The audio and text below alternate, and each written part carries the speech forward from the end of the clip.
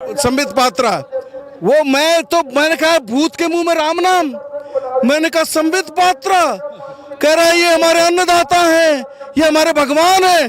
अरे बाप रे बाप। तो वो जो करना पड़ रहा है, रिप्रेशन बहुत भारी पड़ेगा, क्योंकि जो आदमी मरने के लिए आया हो, सर हथेली पर रखे हुए हो, ये गुरु गोविंद सिंह के चेले हैं। ये इनको समझ लो, ये सर हथेली पर रख के आए हैं। तुम जो मरने से नहीं डरता, उसको तुम जीत नहीं सकते, उसको तुम हरा नहीं सकते हो। वो तुम्हें यहाँ रिप्रेशन तुम्हारे को उल्टा पड़ेगा। रिप्रेशन करोगे, मुंह की खाओगे। खतरनाक आग से खेल रहे हो, मत खेलो। कॉरपोरेट तुम्हें नहीं बचाने के लिए आएगा, वो खा जाएगा देश को। हम एक बात आपको कह के इसको करेंगे कि एक ईस्ट इंडिया कंपनी आई थी, आज ये 2 कंपनी आ गई हैं। ये 2 देश को खा रही हैं, देश को खा जाएंगी। ये देश को गुलाम बना रहे हैं, और ये गुलामी जनता को मंजूर नहीं है। 14 तारीख से जो इनके बीजेपी के एमपी एमएलए का घेराव शुरू करना है, जो हर जिले पर अधिकारियों के सामने प्रदर्शन होने हैं, आप देखना पूरा देश इसमें किस तरीके से शामिल होता है। जाग जाओ, हम तुम्हें जगाने के लिए आए हैं, नहीं तो अच्छा नहीं होगा तुम्हारे लिए। चुनाव में तुम्हारा जो अहंकार, हम जीत रहे हैं, अगर जमानतें जब्त नहीं हो जाए तो मुझे बता देना। ये जो बार बार वार्ता फेल क्यों हो रही है? मैं कह रहा हूं वार्ता हो ही क्या रही है। उनकी सीधी 2 हरफी डिमांड है। किसानों की शुरुआत से किसानों की मांग में कोई डाइल्यूशन नहीं हुआ, कोई डाइवर्शन नहीं हुआ। उनका सिंपल कहना है कि ये 3 कृषि कानून वापस लेने हैं। ये है हमारी एक मांग। और दूसरा उनका है कि ये जो एमएसपी को लीगल इसकी मान्यता हो, लीगल सैंक्टिटी होनी चाहिए, इसका लीगल प्रोविजन होना चाहिए, लीगलाइज्ड होनी चाहिए। MSP should be legalised. और ये जो बाकी तो है कि बिजली बिल और ये जो आपका पराली वाला, अब सवाल एक पैदा होता है कि पहले तो इन्होंने ये कोशिश करी कि इनको कोई महत्व ही नहीं दो, सेक्रेटरी लेवल की मीटिंग करने लगे, किसानों ने बाइकआउट किया कि व्हाट नॉनसेंस, यू आर, हमारे कुछ इज्जत ये है। फिर इन्होंने तोमर साहब के कृषि मंत्री के अध्यक्षता में शुरू करी बैठक, पीयूष गोयल एंड अदर्स, उसमें 3 मंत्री बैठने लगे। किसानों का कंसिस्टेंट स्टैंड है कि हम 3 कृषि कानूनों को वापस लेने। बोला नहीं, कुछ बताइए, कुछ इसमें कुछ अगर संशोधन कर सकते हैं, हम रेडी हैं। पहले तो कुछ भी सुनने को रेडी नहीं थे, फिर कह रहे हम संशोधन करने के लिए रेडी हैं। किसान कह रहा है, किसान को बोले क्या क्या दिक्कत है। किसान ने जब दिक्कतें बताई तो उन दिक्कतों को ये जब मीडिया, मैं कहूँगा गोदी मीडिया रादर, और सरकार, वो किसानों ने जो बताया कि इसको क्यों एक्सेप्ट नहीं करेंगे हम, वो बताए थे 5-6 पॉइंट उन्होंने, उनको अब ये कह रहे किसानों की ये मांग थी। ये नॉनसेंस, इससे बड़ी झूठ कोई हो नहीं सकता। किसानों ने कभी संशोधन की मांग नहीं की, और ये सफल नहीं हो रही है वार्ता। सफल होगी कैसे? जब किसानों को 5 दिसंबर को जब उन्होंने अपने फिर वही ये दिखाने लगे स्लाइड्स और ये और वो, कैसे बढ़िया है, कैसे ये वो है, किसान बोले कि भैया क्यों हमारा का टाइम खोटी कर रहे हो? बोला कि नहीं आप बोला देखिए, वो उनको जो फाइल दी गई थी उसमें उन्होंने वो चुप करके बैठ गए, मौन व्रत पे बैठ गए और यस और नो कर दिया। बोला यस और नो, इससे बड़ा मैसेज क्या हो सकता है? आज भी यही है, यस और नो। हम तो यस भी किसान जो है यहाँ यस भी लेने के लिए तैयार है और नो भी लेने के लिए तैयार है। नो तो तुम कर ही रहे हो, हम जानते हैं कि जिस तरीके का अहंकारी ये सरकार है, जिस तरीके की, लेकिन इस सरकार को अभी किसानों के सामने झुकना पड़ेगा। ये मेरे से आज आप लिख लीजिए, kisan will have to concede the demands of the peasants, otherwise they are not going to budge. ये देखिए, एक बात सुनिए, किसान के लिए जमीन माँ होती है, वो उसको पालती पोसती है, और उस माँ पर कोई हमला आए, कॉरपोरेट के हवाले करोगे? तुमने सारा देश कॉरपोरेट के हवाले कर दिया, तुमने हवाई अड्डे हवाले कर दिए, तुमने बंदरगाह हवाले कर दी, तुमने तेल हवाले कर दिया, तुमने सारा कॉरपोरेट के हवाले, रेल हवाले कर दिया, तुम जो है वो माना सारी चीजों को कॉर्पोरेट के हवाले में कितनी चीजें गिनाऊं, सारे एवरी पब्लिक सेक्टर में अब तुम्हारा जब ये इकोनॉमी क्रैश कर रही है और जब देख रहे हो कि इकोनॉमी को अभी इन्वेस्टमेंट का सबसे बड़ा क्षेत्र क्या है, 30 लाख करोड़ का बिजनेस है, एग्रो बिजनेस, इसमें अडानी और अंबानी की गिद्ध दृष्टि है, उसने पहले से ही शुरू कर रखा है, जमीन बना रखी है। अरे आप ये सारे कॉर्पोरेट को बेचोगे, एक्सेप्ट नहीं करेंगे। लेकिन जो कृषि मंत्री जो हैं वो ये कह रहे हैं कि 5 बिंदुओं पे जो है वो वार्तालाप के लिए तैयार, संशोधित करने के लिए भी तैयार है। वो कह रहे हैं कि इस तरीके से किया जाएगा, आप वहां भी जा सकते हैं, अदालत भी जा सकते हैं, इस तरीके से। तो क्या इससे बातचीत नहीं बनने वाली है? नहीं, मेरा कहने का तात्पर्य ये है कि आप संशोधन करने को तैयार हो। क्यों?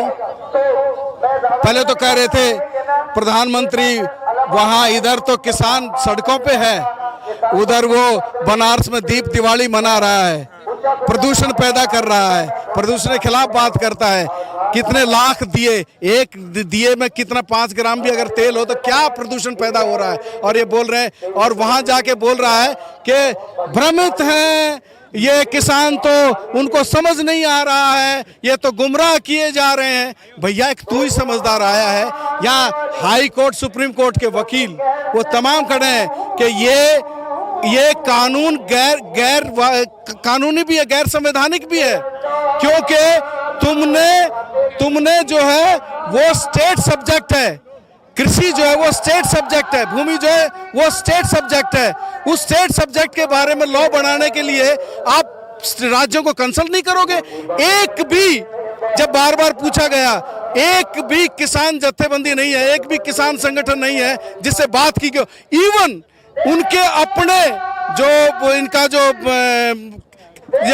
किसान संघ है, इवन उससे तक बात नहीं की गई है। 3 स्टेजेस पार करनी पड़ती हैं किसी भी आंदोलन को। मैं आपके माध्यम से एक बात कहना चाहता हूं, 3 स्टेजेस पार करनी पड़ती हैं। एक है पहले उसको डिस्क्रेडिट करो, दूसरी स्टेज होती है डिवीजन पैदा करो, फूट पैदा करो, तीसरी स्टेज होती है उसके ऊपर रिप्रेशन चलाओ। तो देखिए ये अच्छे तरीके से जनता ने समझ लिया है कि ये ना खालिस्तान है, ना पाकिस्तान है, ना कुछ नहीं है, यहाँ कुछ अवेलेबल नहीं है। यो नैरेटिव बनाते रहो, नैरेटिव बन नहीं रहा है, सबको तो पीछे हटना पड़ रहा है ना एक के बाद एक। अब तो ये बोलना पड़ रहा है, पहले जिस तरीके से हमलावर थे डिस्क्रेडिट करने के लिए, अब तो बोले वो हमारे अन्नदाता है। अरे वो तुम्हारा क्या है, वो जो उनके प्रवक्ता संबित पात्रा, मैंने कहा भूत के मुंह में राम नाम, मैंने कहा संबित पात्रा कह रहा है ये हमारे अन्नदाता हैं, ये हमारे भगवान है। अरे बाप रे बाप, तो वो जो करना पड़ रहा है। और दूसरी जो बात, ये डिस्क्रेडिट करने की कोशिश इनकी फेल हो चुकी है। दूसरी जो बात, डिवीजन पैदा करना, ये सिर्फ पंजाब का आंदोलन है, हरियाणा ने तोड़े हैं बैरियर्स।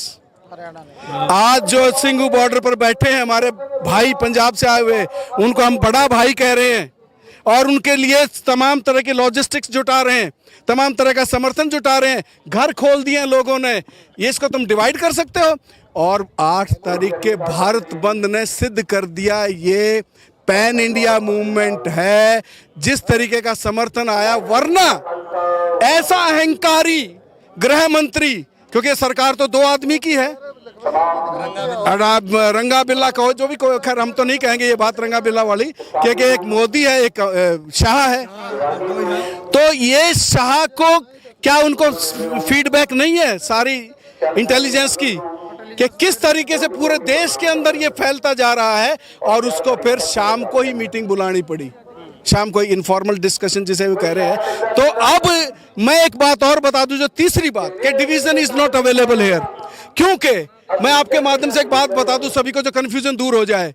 यहाँ जहाँ पंजाब की जत्थेबंदियां वो अगुवाई कर रही हैं और तमाम हिंदुस्तान की किसान जत्थेबंदियों ने इस बात को एक्सेप्ट कर लिया है कि किसान हमारे अगुवा हैं, वो वो फैसला कर देंगे वो हम उसको लागू करेंगे, सारे देश में लागू करेंगे। तो ये डिवीजन भी यहाँ अवेलेबल नहीं है। तीसरी बात मैं बता दूं, रिप्रेशन बहुत भारी पड़ेगा, रिप्रेशन बहुत भारी पड़ेगा, क्योंकि जो आदमी मरने के लिए आया हो, सर हथेली पर रखे हुए हो, ये गुरु गोविंद सिंह के चेले हैं। ये इनको समझ लो, ये सर हथेली पर रख के आए हैं। तुम जो मरने से नहीं डरता, उसको तुम जीत नहीं सकते, उसको तुम हरा नहीं सकते हो। वो तुम्हें यहाँ रिप्रेशन तुम्हारे को उल्टा पड़ेगा। रिप्रेशन करोगे, मुंह की खाओगे, खतरनाक आग से खेल रहे हो, मत खेलो, जितनी जल्दी हो जाए। हे मेरे प्रभुओं, हे दो प्रभु देश के, जो अरे तुम राजा बन बैठे हो, क्या नैरेटिव बोल रहे हैं? अरे कुछ शर्म तो आनी चाहिए।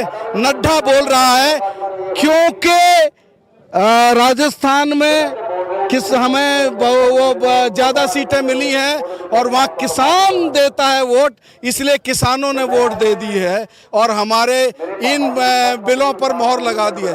अरे शर्म करो, हम जानते हैं वोट तुम कैसे लेते हो। सर एक सवाल है कि पीएम मोदी जी ये कह रहे हैं कि ये जो बिल लाया गया है वो गंगा मैया की भली भांति स्वच्छ है। जब इतना ही बिल स्वच्छ है तो फिर इसमें फिर चेंजेस क्यों कर? अरे भाई बड़ा अच्छा सवाल कर दिया तुमने यार। मैं एक बात पूछता हूँ आपसे, 5 जून को तुम अध्यादेश लाए थे, वो तुम्हारा छल था या गंगा जल था? Please tell it. दूसरा, जब तुमने लोकसभा में पास करा लिया धक्के से, ठीक है तुम्हारा वहां बहुमत है, उस समय 20 सितंबर को 20 सितंबर या 19 जो भी हो, 20 सितंबर को जब तुमने राज्यसभा में ये बिल लाए, उस समय तुम्हारी बहुमत नहीं था, उस समय तुम अल्पमत में थे। विपक्षी लोग चिल्लाते रहे कि इसको आप जो है मतलब डिवीजन करवाइए। आपने धक्के से वाइस वोट पर चेयरमैन का मतलब ये लेके और तुमने उसको पास कर। मैं पूछता हूँ, ये छल था या गंगा जल था? ये बताइए, इतनी जल्दी क्यों? और उसी रात तुम प्रेसिडेंट से साइन करवा लेते हो और ये सोचते हो मार पीछे तो पुकार होती रहेगी, अब तो बिल बन गए, अब तो बिल बन गए। अरे भैया, बिल बन गए तो बिल वापस भी होते हैं। मैं उसी दिन एक, आप होंगे शायद वहाँ जंतर मंतर पर मेरी मीटिंग थी, बोले कि नहीं वो राज्यसभा में हमारा बहुमत। मैंने कहा वो अभी राष्ट्रपति के साइन नहीं हुए हैं, उसको आप बुला लो, अब दोबारा उसके ऊपर वोटिंग करवा लो। लेकिन ये छल, झूठ, ये इस सरकार के नैरेटिव्स हैं। ये एकदम जुमलेबाज सरकार है, ये झूठी सरकार है। तुमने देश के साथ छल किया, नोटबंदी करके बोले मुझे 50 दिन दे दीजिए भाइयों, जिस चौराहे पे कहोगे उस चौराहे पे मुझे खड़ा करके जो सजा दोगे ले लूंगा। अरे देश का इकोनॉमी का भट्ठा बैठा दिया तूने कहा कि नई आजादी आ रही है, रात को आधी रात को तूने जो है ये जीएसटी ले आया, सारे इसको खत्म कर दिया, रोजगार को, सारे रोजगार को कहां पहुंचा दिया जीएसटी। और तुमने जिस तरीके से मतलब जुमलेबाजी करके सरकार में आए थे, बहुत हुआ नारी पर वार, अब की बार मोदी सरकार, बहुत हुई महंगाई की मार। अरे पेट्रोल की हालत क्या हो रही है, 66% तुम जो है वो इसके ऊपर टैक्स लगाते हो। ये क्या कर रहे हो? देश की इकोनॉमी को कहां ले जा रहे हो? कॉरपोरेट तुम्हें नहीं बचाने के लिए आएगा, वो खा जाएगा देश को। हम एक बात आपको कह के इसको करेंगे कि एक ईस्ट इंडिया कंपनी आई थी, आज ये 2 कंपनी आ गई हैं, ये 2 देश को खा रही हैं, देश को खा जाएंगी। ये देश को गुलाम बना रहे हैं और ये गुलामी जनता को मंजूर नहीं है। और ये जो ऐलान किया है ना, आप जो है 14 तारीख से जो इनके बीजेपी के एमपी एमएलए का घेराव शुरू करना है, जो हर जिले पर अधिकारियों के सामने प्रदर्शन होने हैं, आप देखना पूरा देश इसमें किस तरीके से शामिल होता है। जाग जाओ, हम तुम्हें जगाने के लिए आए हैं, नहीं तो अच्छा नहीं होगा तुम्हारे लिए। चुनाव में तुम्हारा जो अहंकार, हम जीत रहे हैं, अगर जमानतें जब्त नहीं हो जाए तो मुझे बता दे।